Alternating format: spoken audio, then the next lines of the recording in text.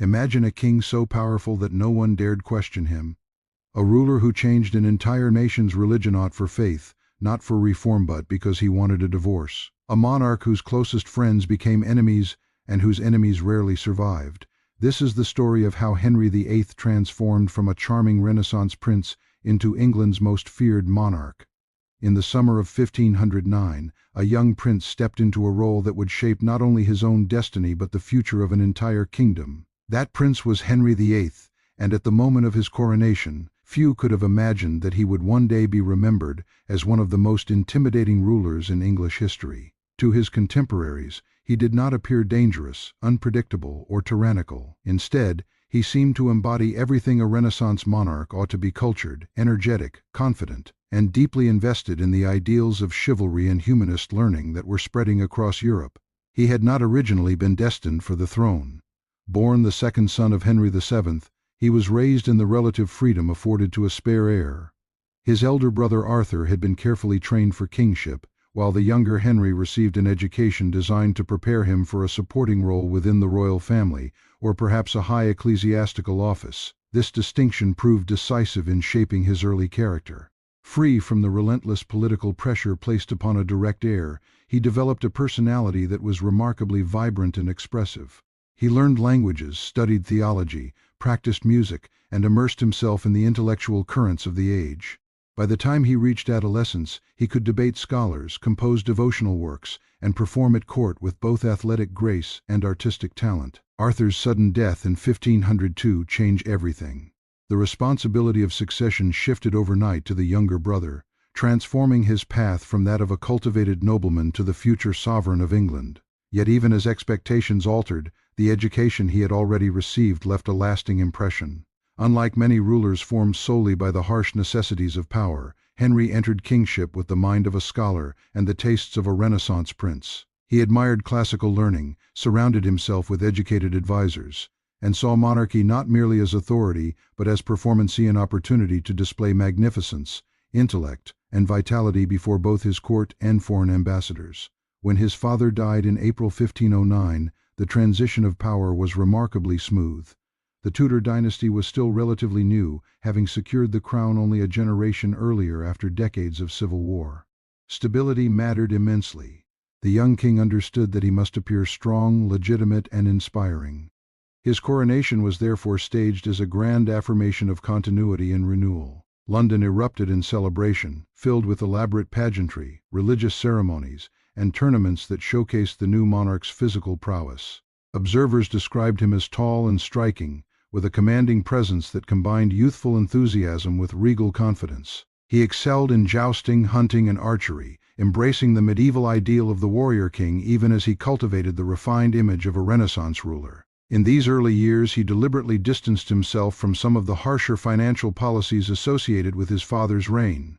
Henry VII had governed cautiously, strengthening royal authority through careful management of revenue and strict control over the nobility. The new king, eager to win affection, adopted a more generous style. Prisoners detained under the previous administration were released, and lavish celebrations became common. This shift created an atmosphere of optimism. The people of England saw not only a legitimate successor, but a ruler who seemed eager to share prosperity and glory with his subjects. The court itself became a center of culture and display. Musicians, poets, theologians, and diplomats gathered around the young monarch, drawn by his enthusiasm for learning and conversation. He played instruments such as the lute and organ, composed melodies, and participated in elaborate masques that blended theater, symbolism, and political messaging. His presence was not passive. He was often the most energetic participant, eager to demonstrate that he could equal or surpass any nobleman in skill or intellect.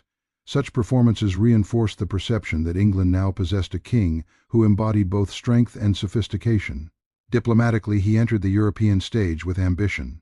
The early 16th century was dominated by powerful figures such as Francis I of France and the Holy Roman Emperor Charles V, rulers who viewed kingship as both rivalry and spectacle.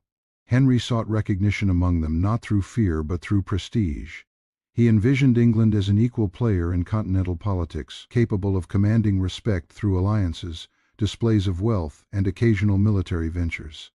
His participation in tournaments and diplomatic meetings was calculated to project vigor and legitimacy. At this point he desired admiration rather than submission, reputation rather than intimidation.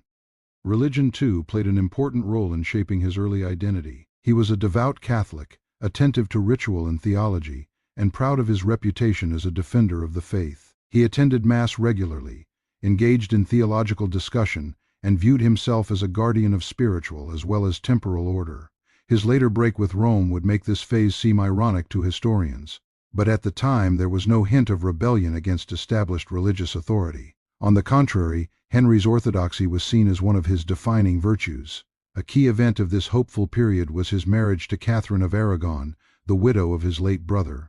The union had been carefully negotiated to preserve an alliance between England and Spain, and it carried immense symbolic weight. By marrying Catherine, Henry reinforced dynastic continuity while strengthening ties with one of Europe's most powerful royal houses. Their wedding was celebrated with magnificence, presenting the image of a harmonious partnership that promised both political stability and future heirs. Contemporary observers described their relationship as affectionate and respectful, further enhancing the king's popularity. The early Tudor court thrived on ceremony designed to project order after the chaos of the 15th century.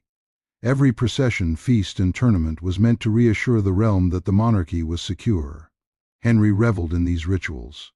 He rode at the head of glittering cavalcades, presided over elaborate banquets, and staged contests in which he personally competed.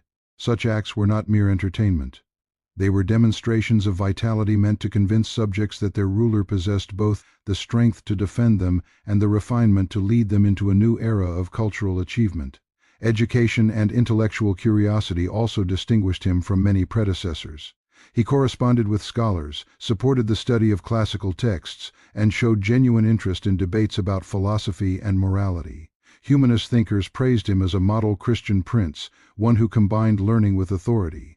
This reputation extended beyond England's borders, contributing to an international image of a kingdom emerging from isolation into active engagement with Renaissance Europe. Yet beneath this promising surface lay subtle pressures that would later shape his transformation. The Tudor claim to the throne, though established, was still relatively new, and memories of civil war lingered. Stability depended heavily on producing heirs and maintaining loyalty among powerful nobles. Even during these optimistic years, the machinery of governance required vigilance. Henry's charisma masked the fact that kingship demanded constant assertion of legitimacy. Every celebration, every alliance, every public display served to reinforce a dynasty that had not yet stood the test of centuries. The young monarch, however, experienced these responsibilities not as burdens but as opportunities. He saw himself as chosen to lead England into greatness, blending medieval traditions of honor with the intellectual revival sweeping across Europe. Hunting expeditions filled the royal calendar, along with diplomatic receptions and athletic competitions. He rose early, remained physically active, and cultivated a sense of personal invincibility. Those who met him often remarked on his boundless energy and confidence. In this atmosphere, fear played almost no role in governance. Loyalty was inspired by admiration, reinforced by spectacle, and sustained by the belief that England was entering a golden age. The king laughed easily, rewarded service generously, and sought glory in ways that aligned with the chivalric ideals he so admired. His court was not yet a place of whispered caution, but one of lively participation, where nobles sought favor through excellence rather than mere survival. Looking back, historians often emphasize how different this early Henry was from the ruler he would become. There was little indication of the suspicion or ruthlessness that later defined his reign. Instead, he projected openness, enthusiasm, and a desire to be loved by his people. He jousted not because he needed to assert dominance, but because he delighted in competition. He debated theology because he relished intellectual challenge. He spent lavishly because magnificence, in his view, reflected the dignity of kingship itself. The contrast between expectation and outcome makes this period all the more significant. England in 1509 did not brace itself under a shadow of oppression, it celebrated under banners of hope. Foreign envoys reported that the new king was admired by his subjects and eager to earn distinction among Europe's rulers. The monarchy appeared secure, the alliance with Spain promising, and the cultural life of the court flourishing. This was the foundation upon which everything else would be built.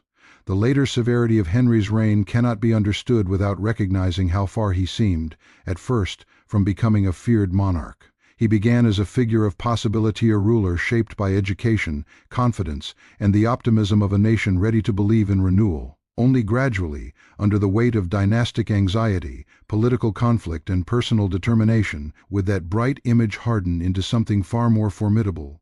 In these opening years, however, there was no sign of the iron authority that would later define his rule. There was only a young king standing at the center of a vibrant court, convinced that he could achieve greatness through brilliance, strength, and the admiration of his people. The confidence and brilliance that marked the early reign of Henry VIII were gradually overshadowed by a single consuming concern: the question of succession. In the 16th century, monarchy was not merely a personal inheritance, but the fragile center of political stability. The memory of dynastic conflict still lingered in England, and the Tudor claim to the throne, though secure for the moment, lacked the deep historical roots that protected older royal houses in Europe. For Henry, the need to produce a legitimate male heir was not simply a matter of pride or tradition. It was a matter he believed would determine whether peace endured or chaos returned. At first, there seemed little reason for alarm. His marriage to Catherine of Aragon had been welcomed across Europe as both a diplomatic success and a continuation of dynastic stability. Catherine was experienced in royal life, politically astute, and deeply devout. She quickly adapted to her role as queen, earning respect among courtiers and subjects alike. Their partnership appeared harmonious, grounded in mutual duty and shared faith. For several years, there was every expectation that the marriage would produce sons who would carry the Tudor line securely into the future. But the reality proved tragically different. Catherine experienced multiple pregnancies, yet many of the children were stillborn or died within weeks of birth. Each loss was not only a personal sorrow but a political disappointment that reverberated through the court. Royal births were public events, filled with elaborate prayers, ceremonies, and proclamations of hope. Royal deaths, especially those of infants, were quieter but no less devastating in their implications. With each failed pregnancy, anxiety deepened among those who understood how much depended on the survival of a male child. In 1516, a daughter was born who survived infancy, Mary Thirst of England. Her arrival was celebrated, and Henry showed genuine affection toward her. Yet even in the midst of joy, there remained an unspoken recognition that a daughter could not entirely resolve the question of succession. England had never successfully accepted a reigning queen in her own right, and the prospect raised fears of disputed claims, foreign influence through marriage, and renewed factional rivalry among the nobility. Mary's birth ensured continuity, but not the kind of certainty Henry believed the kingdom required. At first, Henry approached the problem with patience. He was still young, and there was every reason to believe more children would follow. Years passed, however, and Catherine's pregnancies became less frequent. As time moved on, the king's confidence slowly eroded. The cheerful optimism that had defined his early reign gave way to unease. He began to interpret events not merely as misfortune but as signs carrying deeper meaning. Religion played a crucial role in shaping his thoughts. Henry lived in a world where divine will was believed to guide earthly outcomes, especially those affecting rulers. The repeated failure to produce a surviving son did not seem random, it appeared, to his increasingly troubled mind, as evidence of judgment. He turned to scripture and theological argument, searching for explanations that could make sense of what he perceived as a pattern of denial. Among the passages that troubled him most were those suggesting that a man who married his brother's widow might incur divine displeasure.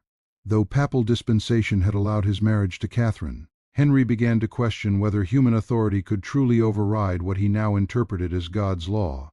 This shift marked a turning point not only in policy but in personality.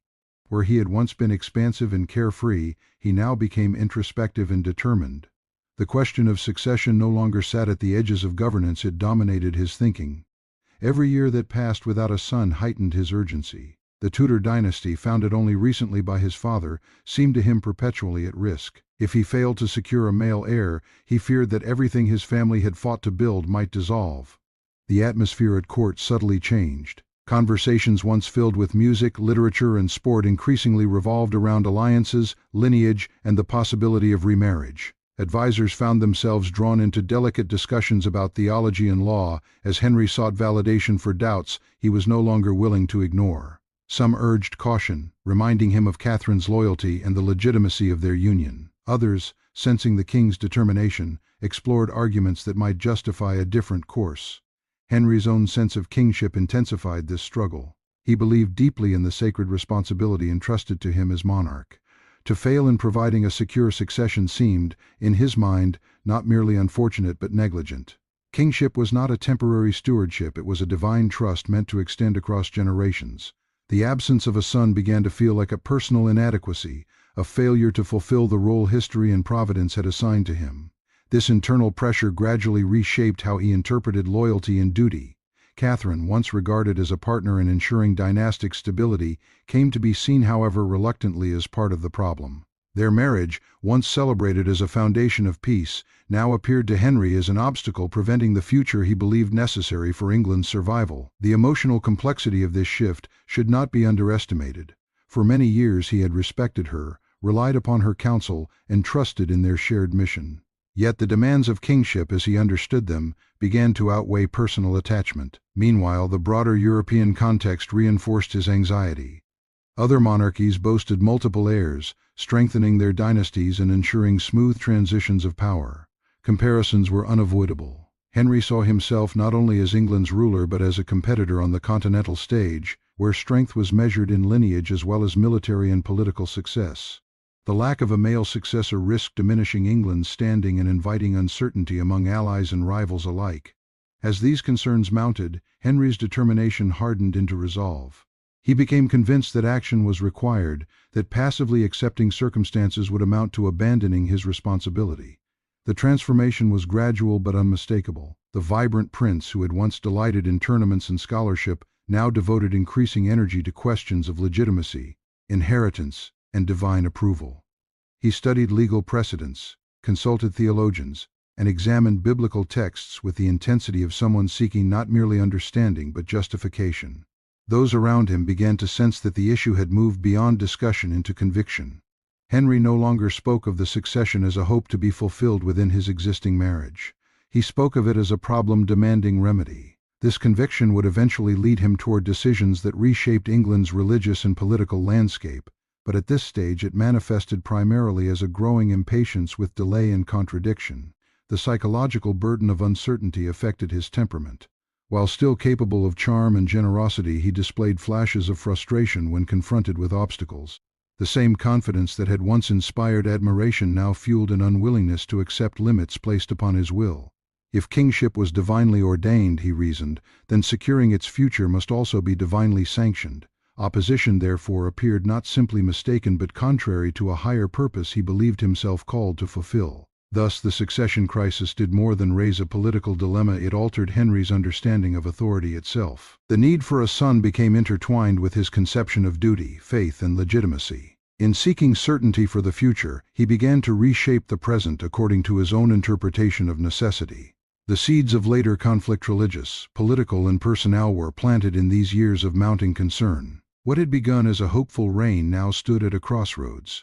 The absence of a male heir, repeated and undeniable, pressed upon Henry's conscience with increasing weight. He was no longer merely a celebrated Renaissance king enjoying the privileges of power. He was a ruler confronting what he believed to be a threat to his dynasty, his kingdom, and even his soul. The choices he would make in response to that fear would transform not only his character but the entire course of English history. As the question of succession grew from a concern into an obsession, the king's search for a solution gradually drew him into a conflict far greater than a troubled marriage. What had once been a private dynastic anxiety now intersected with the authority of the Church, the traditions of Europe, and the limits of royal power itself. At the center of this turning point stood a woman whose presence at court would alter the direction of English history, Anne Boleyn. Anne was not a conventional court figure. Having spent years in the sophisticated courts of the Low Countries and France, she possessed a sharp intellect, confidence in conversation, and an understanding of politics unusual for women of her time. She was fluent in the language of courtly love, but refused to become merely another royal mistress. Unlike others who had attracted the king's attention, Anne insisted on marriage as the condition of any relationship. This refusal intrigued him. What began as fascination deepened into emotional dependence, and soon Henry convinced himself that Anne was not only desirable but necessary both personally and dynastically. Anne's influence coincided with the king's growing belief that his marriage to Catherine had never been valid in the eyes of God. Where earlier doubts had been private and uncertain, they now hardened into arguments he actively sought to defend. Scholars were consulted, biblical passages debated, and legal theories constructed. The matter was framed not as a desire for change, but as the correction of a supposed wrong that had brought divine displeasure upon the realm. By persuading himself that his cause was righteous, Henry transformed a personal decision into what he considered a moral obligation. To secure an annulment, he turned to Rome, expecting that the papacy would recognize the gravity of his situation. Yet the political realities of Europe complicated matters. The Pope Clement VII, was caught between competing powers, including Catherine's nephew. The Holy Roman Emperor Charles V, granting Henry's request, risked angering one of the most powerful rulers in Christendom. Delaying or refusing it risked alienating England. The result was hesitation, negotiation, and procedural delay, responses that Henry interpreted not as diplomacy, but as obstruction. Years passed without resolution. What Henry had expected to be a straightforward legal matter became an exhausting stalemate. Special courts were convened, testimonies heard, and arguments presented, yet no final decision emerged. The king's frustration grew sharper with each passing month. He had come to believe that his authority, his conscience, and the future of his dynasty were being held hostage by distant officials who neither understood England's needs nor respected his sovereignty. During this prolonged struggle, Henry's perception of kingship underwent a fundamental change. He began to question whether a foreign religious authority should possess the power to decide matters affecting the English crown. If he were truly God's anointed ruler, responsible for the welfare of his people, why should another figure claim jurisdiction over his marriage and succession? This question, once unthinkable, gradually became central to his thinking. Supporters within England began to echo these arguments. Some were motivated by genuine conviction, others by loyalty, and still others by the opportunities such a shift might create. They advanced the idea that the English monarchy had always possessed a degree of spiritual independence, and that appeals to Rome were historical developments rather than eternal necessities. By reframing the dispute as one of national sovereignty rather than marital legality, they provided Henry with a path forward that did not rely on papal approval. The king's determination intensified. What he could not obtain through negotiation, he now considered achieving through assertion. Parliament was drawn into the conflict, passing measures that gradually restricted the authority of Rome within England. Legal appeals to the papacy were curtailed. Revenues traditionally sent abroad were redirected. Each act, taken individually, seemed administrative collectively. They marked a decisive shift in power. This process unfolded carefully, not as a sudden rebellion but as a calculated redefinition of authority. Henry did not initially present himself as rejecting the Church's teachings. Rather, he claimed to be restoring proper order, placing responsibility for spiritual governance within the realm where it belonged. The distinction allowed him to argue that he remained a faithful Christian, even while challenging the structures that had long defined Western Christendom. The culmination of these developments came with the formal establishment of the Church of England, an institution that recognized the monarch, not the Pope, as its supreme earthly head. This act represented far more than an administrative change. It was a declaration that England would determine its own religious and political course, guided by the authority of its king. The consequences were immediate and profound. Those who accepted the new order swore oaths acknowledging royal supremacy. Those who hesitated found themselves in a perilous position. What had once been theological disagreement was now treated as disobedience to the crown. The boundary between faith and loyalty dissolved, binding religious conformity directly to political allegiance. For Henry, this transformation resolved the immediate obstacle to his remarriage. Freed from papal jurisdiction, he proceeded to declare his union with Catherine invalid and to marry Anne Boleyn. Yet the deeper significance of his actions extended far beyond personal fulfillment. By redefining the relationship between monarchy and church, he had altered the structure of English governance itself. The king who had once sought approval from established authority now claimed the right to define that authority. His earlier frustration evolved into a new vision of sovereignty, one in which obedience to the monarch encompassed both civil and spiritual life. This shift did not occur overnight, nor was it without resistance, but it marked the beginning of a system in which royal will carried unprecedented weight. What began as a quest for an heir had thus escalated into a reordering of power across the nation. The break with Rome was not simply an act of defiance. It was the moment when Henry asserted that no external force could overrule his judgment within his own kingdom. In doing so, he laid the foundation for a style of rule increasingly defined by control, certainty, and the expectation of unquestioned loyalty to developments that would shape the remainder of his reign. and contribute greatly to the fear he would later inspire. As the new religious settlement took hold, the authority of the crown expanded in ways that few in England had ever witnessed before. What had begun as a dispute over marriage and succession now evolved into a sweeping reorganization of power, guided by the will of Henry VIII and enforced through a combination of legislation, loyalty, and calculated intimidation. The king no longer saw himself merely as a ruler operating within inherited traditions. He increasingly viewed himself as the central force shaping those traditions, with both the right and responsibility to redefine them. To carry out these changes, Henry relied on capable administrators who understood how to translate royal intention into practical governance. Among the most influential was Thomas Cromwell, a man of remarkable organizational skill and political insight. Cromwell recognized that the king's break with Rome required not only theological justification but also structural transformation. Laws had to be rewritten, institutions reoriented, and the machinery of state adjusted to reflect the new order. Under his direction, Parliament became an essential instrument of royal policy, passing statutes that steadily reinforced the supremacy of the crown over both church and state. One of the most significant developments during this period was the systematic assertion of control over religious life throughout the kingdom. The newly established Church of England did not merely replace papal authority with another distant institution. It placed ecclesiastical governance directly under royal supervision. Bishops, clergy, and officials were required to acknowledge the monarch's supremacy, and refusal was treated not as a difference of conscience but as an act of defiance against lawful authority. This fusion of spiritual and political obedience fundamentally altered how power was experienced in everyday life.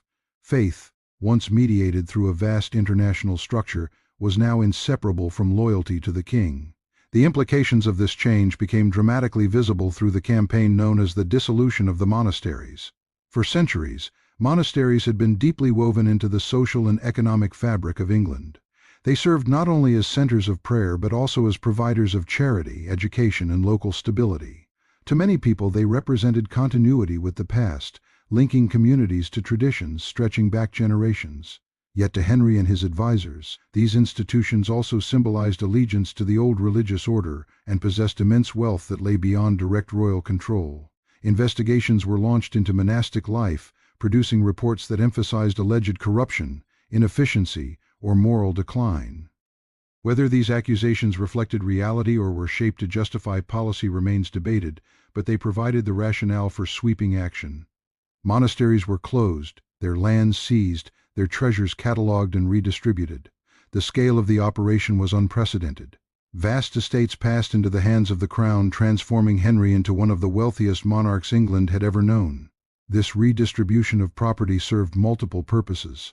Financially, it strengthened the monarchy, providing resources that could be used to fund government, reward supporters, and reinforce military readiness. Politically, it bound influential nobles and gentry more closely to the king, as many received former monastic lands in exchange for loyalty. Socially, however, the changes created deep uncertainty. Communities that had relied on monasteries for aid or employment found themselves abruptly cut off. Ancient buildings were dismantled or repurposed, their disappearance signaling that even the most established institutions were not beyond the reach of royal command. Resistance did arise, most notably in the northern regions where attachment to traditional religion remained strong. Large numbers of people joined protests demanding the restoration of familiar practices and institutions. These movements revealed that the king's policies, though legally enacted, were far from universally accepted. Henry responded first with negotiation, issuing promises that suggested compromise might be possible. Yet once opposition was contained, reprisals followed. Leaders of resistance were arrested and executed, and the crown reasserted control with unmistakable firmness. Such responses reinforced a new understanding of monarchy. Earlier English kings had certainly exercised authority, but they had often done so in negotiation with powerful interests or long-standing customs. Henry's government, by contrast, demonstrated a willingness to override precedent entirely when it conflicted with royal objectives. The message conveyed was clear: tradition no longer guaranteed survival. What mattered was alignment with the direction set by the crown. At court, these transformations reshaped behavior as well as policy. Advancement increasingly depended on demonstrating unwavering support for the king's initiatives. Ambiguity or hesitation could be interpreted as disloyalty. Men who had once built reputations through independent counsel now measured their words carefully, aware that influence depended on remaining in harmony with the royal will. The atmosphere became more disciplined, more cautious, and less forgiving of dissent. Henry himself seemed to grow more confident as these measures succeeded. Each victorial, financial, or political confirmed his belief that decisive action produced stability. Where he had once sought validation from external authorities, he now trusted his own judgment above all. This confidence, however, carried a hardening edge. Having overcome resistance from Rome and from domestic critics, he grew less inclined to tolerate disagreement of any kind. The exercise of power became not only a necessity but a habit. Meanwhile, the cultural symbolism of monarchy evolved to match its expanding authority. Royal proclamations emphasized obedience and unity under the sovereign. Ceremonies reinforced the idea that England's religious and political identity flowed from the person of the king. Even the physical landscape reflected the shift, as former monastic lands were reorganized into estates that proclaimed the triumph of royal governance over ancient ecclesiastical independence. For many subjects, these years were bewildering. Practices that had defined worship and community life for generations vanished or changed rapidly. Yet open resistance became increasingly risky. The government possessed new administrative tools, improved record-keeping, and a clearer capacity to enforce compliance across the realm. Law courts, local officials, and royal commissioners formed a network through which the crown's authority could reach into distant regions with unprecedented consistency. Thus, the expansion of royal power during this phase was not a single dramatic act, but a sustained process of consolidation. Through legislation, economic redistribution, and firm responses to opposition, Henry reshaped England into a state more centralized than ever before. The monarchy emerged not only as the head of government, but as the defining force behind national identity and religious expression. By the end of this transformation, the relationship between ruler and realm had fundamentally changed. Obedience was no longer mediated through layers of tradition or shared authority, it was directed squarely toward the crown. The king who had once dazzled his court with athleticism and learning now commanded a system capable of enforcing his policies across every level of society. This consolidation of control did not yet represent the final stage of his evolution, but it laid the groundwork for the atmosphere of caution and fear that would later define perceptions of his rule. As the structures of royal authority strengthened, life within the court of Henry VIII began to change in ways that were less visible than acts of parliament or religious reform, yet far more revealing of the king's evolving character. The royal court, once celebrated as a lively center of music, learning, and display, gradually transformed into an environment defined by calculation, caution, and an acute awareness of how quickly favor could turn into danger. Power was no longer expressed only through laws and proclamations. It was felt in personal relationships, shifting alliances, and the growing realization that proximity to the king could be as perilous as it was prestigious. In earlier years, courtiers had competed for attention through wit, talent, and service. Now they competed through vigilance. The king's expectations had become more exacting, and his patience for disagreement had diminished. Those who advised him learned to frame their counsel carefully, aligning it with what they believed he already intended. Honest debate, once welcomed as part of Renaissance kingship, gave way to cautious affirmation. The atmosphere did not change overnight, but by degrees through incidents that demonstrated how swiftly fortunes could rise or collapse. One of the clearest examples of this new uncertainty was the fate of Anne Boleyn. For a time she had stood at the very center of Henry's ambitions, the figure for whom he had reshaped England's religious alignment and risked international isolation. As queen, she represented the success of his long struggle to secure a new marriage and, he hoped, a male heir. Yet her position proved far less secure than it had appeared. When she failed to produce the longed-for son and court factions turned against her, the same machinery of authority that had elevated her now moved decisively in another direction. Accusations were brought forward, serious, shocking, and still debated by historians for their credibility. Anne was arrested, tried, and ultimately executed. The swiftness of her fall stunned observers. If a queen, crowned with such ceremony and backed by the king's own determination, could be condemned within a matter of weeks, what safety could anyone else claim? Her death sent a message more powerful than any statute. Royal favor was conditional, and its withdrawal could be final. The king remarried soon afterward, taking Jane Seymour as his third wife.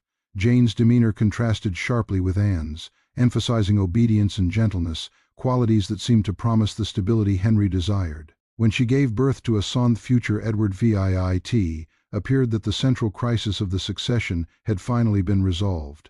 Henry's joy was profound, but it was shadowed by tragedy when Jane died shortly after childbirth. The loss affected him deeply, reinforcing both his longing for security and his sense that happiness was fragile and easily taken away. These personal upheavals contributed to a broader shift in how the king viewed loyalty. Where he had once relied on long-standing friendships, he now evaluated individuals primarily through their usefulness and reliability in maintaining order. The court became a place where reputation alone could not guarantee survival. Even those who had served faithfully for years could find themselves under suspicion if they appeared out of step with the king's wishes.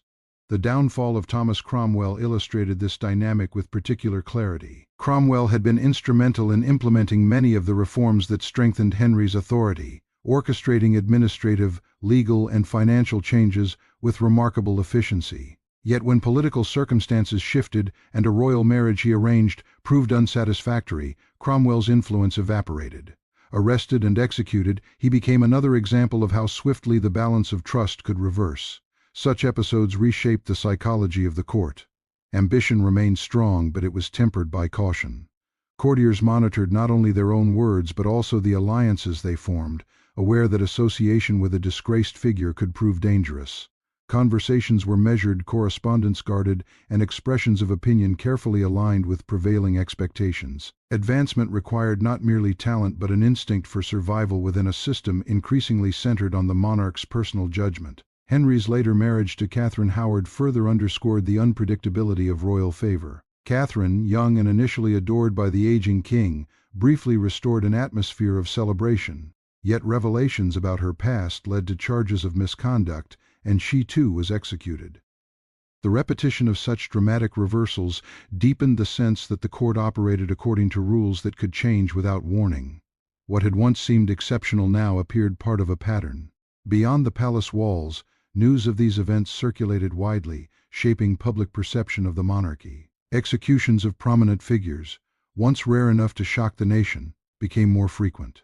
Each carried symbolic weight, demonstrating that authority extended even to the highest ranks of society. The king's justice, whether viewed as necessary or severe, was unmistakably personal in its direction and consequences. This climate did not eliminate loyalty indeed. Many remained devoted to Henry, crediting him with preserving stability and asserting England's independence. But loyalty was increasingly expressed through conformity rather than candid counsel. The court's culture adjusted to accommodate a ruler who expected agreement and interpreted resistance as a challenge to order itself. The transformation of court life during these years reveals how power can alter relationships as much as institutions. The same palace that had once echoed with music and intellectual exchange now carried an undercurrent of watchfulness. Ceremony remained elaborate, yet beneath the splendor lay an awareness that status depended entirely upon the monarch's confidence. Favor could elevate a family to prominence, disfavor could erase it from influence entirely. By the later part of Henry's reign, the Tudor court had become a place where authority radiated outward from a single figure with unprecedented intensity. Service to the king was no longer simply a path to honor, it was a test of constant alignment with his expectations. In this environment, admiration and fear were no longer separate forces but intertwined realities, shaping how individuals behaved, spoke, and even thought within the orbit of royal power. Through these developments, the court itself became an instrument of governance. Its shifting alliances, dramatic rises and falls, and unmistakable demonstrations of consequence reinforced the broader message already evident in national policy, that the stability of England depended upon obedience to the sovereign, and that the sovereign's will was not to be questioned lightly. In the final years of his reign, the figure who had once dazzled Europe as a vigorous Renaissance prince bore little resemblance to the aging monarch who now governed England. Time, injury, and the accumulated weight of decades in power reshaped both the body and the temperament of Henry VIII. A severe jousting accident years earlier had left lasting damage to his leg, and as he aged the wound worsened, causing chronic pain, limited mobility, and recurring infections. Once known for athletic grace and physical confidence, he could no longer participate in the tournaments and hunts that had symbolized his youthful vitality. Instead, he ruled increasingly from enclosed spaces, surrounded by attendants, documents, and the rituals of authority rather than the activities that had once defined his kingship. Physical suffering had profound psychological effects. Chronic pain can narrow a person's world, and for a monarch accustomed to action and admiration, that narrowing was especially stark. Movement became difficult, and frustration replaced the exuberance that had once energized the court. The king's temper grew more unpredictable, shaped by discomfort and the awareness of mortality. Where earlier he had projected confidence in the future, he now confronted the reality that his own time was limited, and that the stability he had fought to secure must endure beyond his lifetime. This awareness intensified his concern for succession, even after finally achieving the long-sought birth of a legitimate son, the future Edward Fry. The boy's existence resolved one crisis but created another. The heir was still a child, vulnerable to illness and political manipulation. Henry knew well how fragile dynasties could be, and he became determined to construct a system strong enough to protect the throne during the minority of his successor. Laws, councils, and regency plans were carefully arranged, reflecting his desire to control events even after his death. Yet securing the succession required more than naming an heir. It required defining the religious and political character of the realm that heir would inherit. The establishment of the Church of England had already severed ties with Rome, but its doctrines and practices continued to evolve during Henry's later years. He sought a balance that preserved many traditional elements of worship while maintaining the independence he had claimed. This effort to stabilize religious identity reflected both conviction and caution. Too much change risked unrest, too little might undermine the authority he had asserted. The result was a settlement that bore the unmistakable imprint of his personal will, combining continuity with innovation in a way that only a monarch wielding such centralized power could achieve. Within the government, administration grew more structured and bureaucratic. Record-keeping expanded, financial systems became more organized, and royal councils assumed greater responsibility for managing daily affairs. These developments were not merely technical improvements, they represented the maturation of a state increasingly defined by centralized authority. Henry's earlier actions had dismantled competing sources of influence, and now the machinery of governance reflected that consolidation. Orders flowed outward from the crown with greater efficiency, reaching local officials who enforced them with a clarity that earlier generations might have found startling. At the same time, the memory of past upheavals lingered. Executions, dissolutions, and rapid policy shifts had taught the political nation to expect decisive action from the monarch. Even in moments of relative calm, the potential for sudden change remained an unspoken reality. The king's reputation for firmness, admired by supporters, feared by critics, had become an enduring aspect of his rule. People no longer judged royal authority solely by tradition or lineage, they judged it by the unmistakable capacity to act, command, and, when deemed necessary, punish. Henry's family life in these closing years reflected both continuity and tension. His daughters, Mary Thirst of England and Elizabeth Thirst, were restored to positions within the line of succession, though their legitimacy and religious affiliations remained matters of political sensitivity. By including them, Henry attempted to safeguard the dynasty against the uncertainties of mortality. If Edward failed to survive, the crown would still pass within the Tudor bloodline, preventing rival claims from destabilizing the realm. The king's later reign thus became an exercise in consolidation, securing institutions, clarifying succession, and reinforcing the authority he had spent decades expanding. Unlike the bold, dramatic gestures that had characterized his earlier transformation, these years involved careful maintenance of what had already been achieved. His government worked to ensure that the break with Rome, the redistribution of monastic lands, and the strengthened powers of the monarchy would endure beyond his personal presence. Observers at court could sense both the strength and the fragility of this legacy. The monarchy stood more powerful than it had for centuries, yet much of that power had been forged through the personality of one man. The question remained whether it could function as effectively without him. Henry himself seemed aware of this dilemma. He issued detailed instructions, revised his will, and attempted to shape the political environment his successors would inherit. In doing so, he sought to extend his influence into the future, ensuring that the order he created would not dissolve with his passing. When he died in January 1547, the reaction across England was complex. There was mourning for a king who had ruled for nearly 4 decades and whose presence had dominated national life. There was also uncertainty about what would follow. The transformation he had overseen was undeniable. England was no longer a peripheral kingdom bound tightly to continental authority, but a state with a distinct religious identity and a monarchy of unprecedented reach. Henry's legacy did not rest solely on the controversies that surrounded his reign, nor solely on the institutions he reshaped. It lay in the lasting redefinition of kingship itself. Before him, English monarchs had operated within a network of shared authoritas nobility, church, and tradition. After him, the crown stood at the center of national life with new clarity and strength. Governance, faith, and loyalty had been drawn into closer alignment than ever before. In the decades that followed, England would continue to wrestle with the consequences of his decisions. Religious conflict, political adaptation, and the evolving balance between authority and belief all trace their origins to the structures he established. Yet regardless of how later generations judged his methods, the scale of his impact could not be denied. He had altered the trajectory of his kingdom, forging a model of monarchy defined not only by inheritance but by the deliberate exercise of power. Thus the story of his final years is not merely one of decline, but of culmination. The energetic prince of 1509, the determined ruler who defied papal authority, and the commanding sovereign who reshaped institutions all converged in an aging king, determined to secure what he had built. His life closed as it had long been lived at the center of decisions that bound personal will to national destiny, leaving behind a kingdom permanently marked by the force of his reign.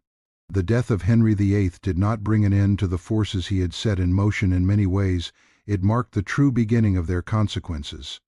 A ruler's lifetime can impose change through command, but it is only after that ruler is gone that a nation discovers whether those changes were temporary disruptions or lasting transformations. In Henry's case, England found itself living within a framework so thoroughly reshaped that it could not simply return to what had existed before. The monarchy, the church, the nobility, and even ordinary patterns of loyalty had been permanently altered, and the decades that followed would test how deeply those alterations had taken root. At the heart of this legacy was the new relationship between authority and identity. Before Henry's reign, allegiance to the crown and allegiance to the universal church had existed in a delicate partnership. After his break with Rome and the consolidation of royal supremacy, that partnership was gone. England now possessed a religious structure inseparable from its political leadership, and this fusion meant that questions of belief could quickly become questions of obedience. Later generations would wrestle with this reality, sometimes embracing it, sometimes resisting it, but never escaping it. The young Edward VI, who succeeded his father, inherited not only a throne but an experiment in governance unlike any England had known. Because Edward was a minor, real authority passed into the hands of regents and councillors, men tasked with preserving the system Henry had built while also guiding it through a new era.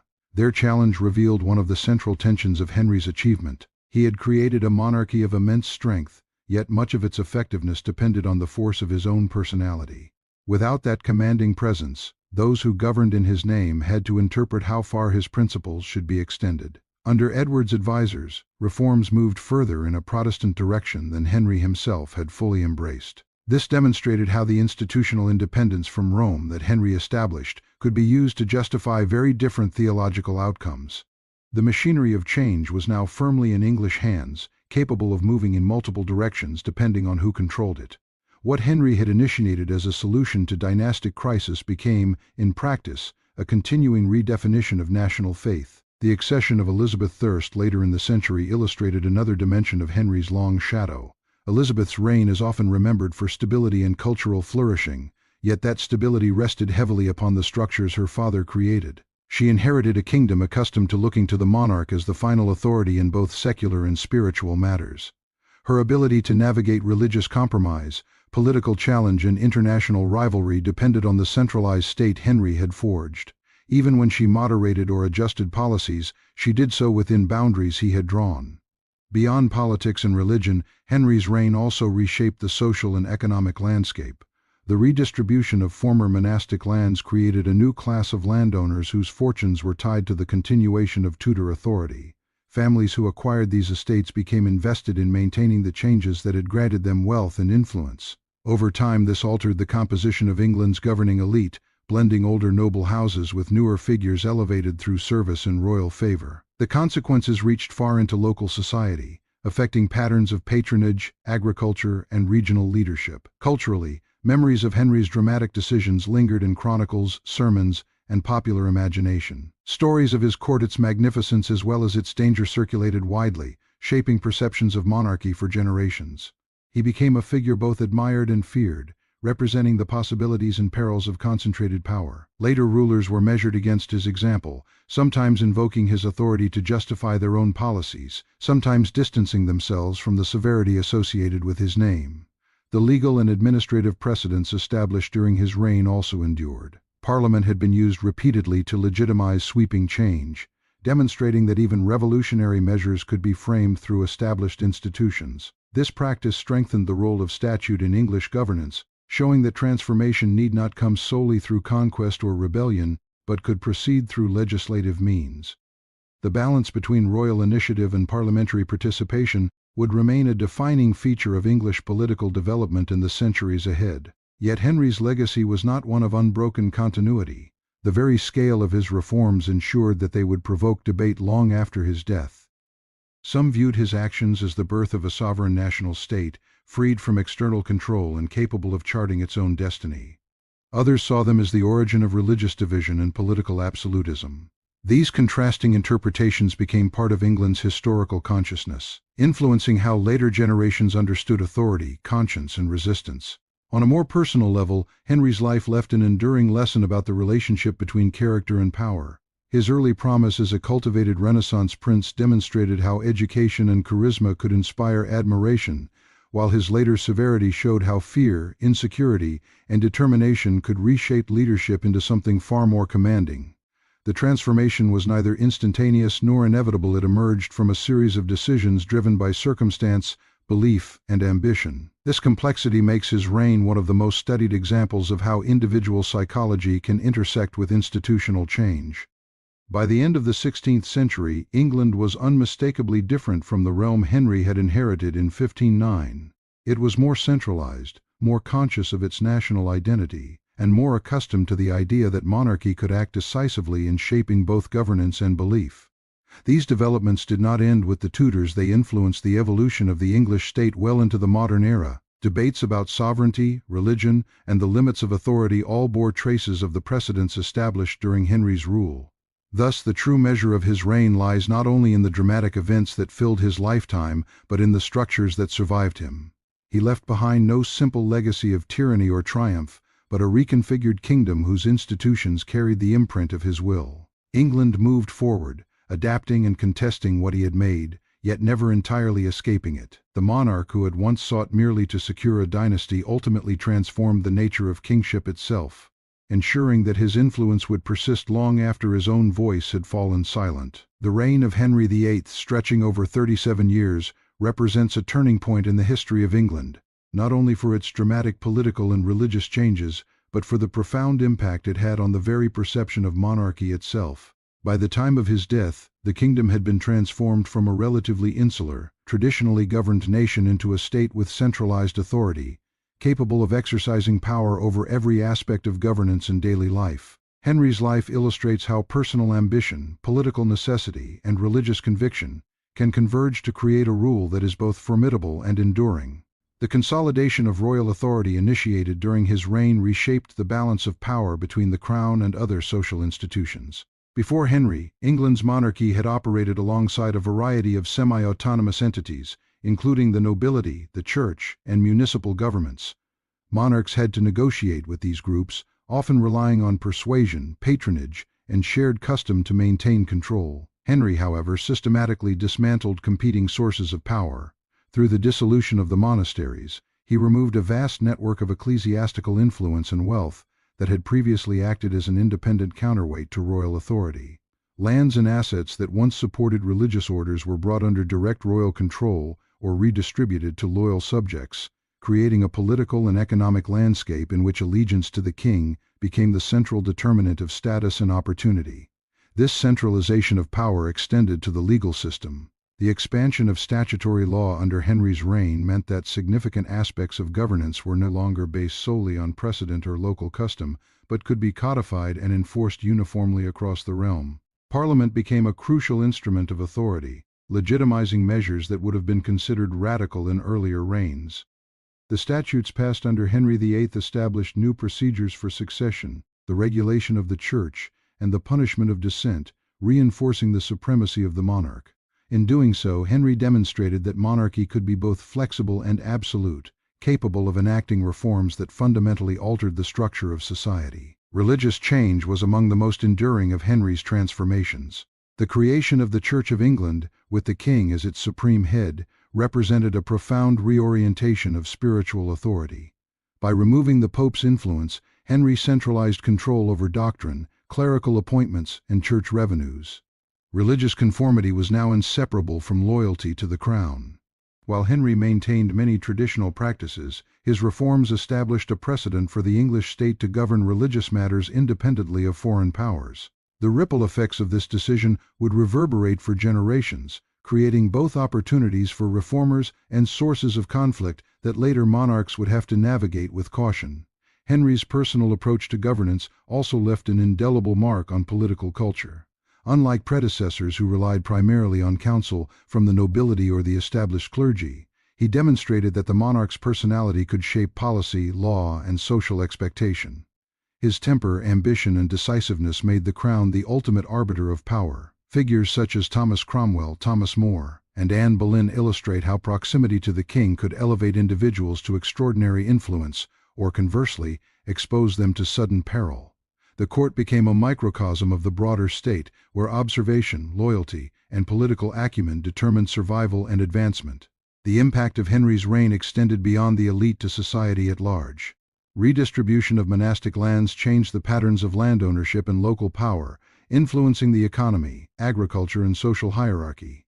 Communities accustomed to the charity, education, and social services provided by religious institutions had to adapt to new sources of support, often under direct royal oversight or through landlords newly empowered by the crown. The dissolution of the monasteries did not merely increase the king's wealth, it redefined the social contract, altering the relationship between rulers and subjects in ways that highlighted dependency on central authority.